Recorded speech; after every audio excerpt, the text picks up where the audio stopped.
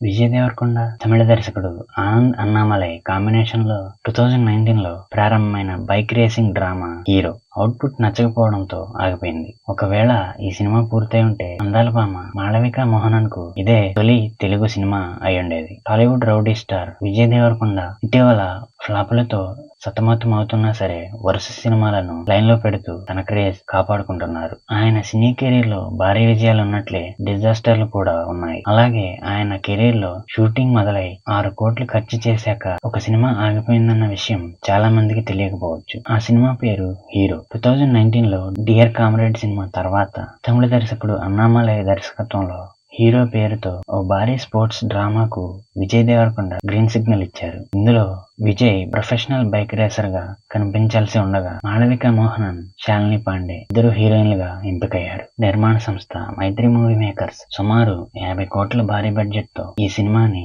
నిర్మించేందుకు ముందుకొచ్చారు. ఈ సినిమా తొలి షెడ్యూల్ చిత్రీకరణను కూడా పూర్తి చేసుకుంది. ఆ మొదటి షెడ్యూల్ కి దాదాపు 6 కోట్లు ఖర్చయింది. అయితే అప్పటి వరకు వచ్చిన అవుట్పుట్ పై విజయ్ దేవరకొండ తీవ్ర అసంతృప్తి వ్యక్తం చేసి స్క్రిప్ట్ లో మార్పులు చేర్పులు చేయాలని సూచించారు. కానీ దర్శకుడు ఆనంద్ అన్నామలై అందించిన కొత్త మార్పులు హీరోను, నిర్మాణ సంస్థను మెప్పించలేకపోయాయి. దీంతో బడ్జెట్ తగ్గించే ప్రయత్నాలు చేసి ప్రాజెక్ట్ ను తాత్కాలికంగా పక్కన పెట్టాలని నిర్ణయించారు.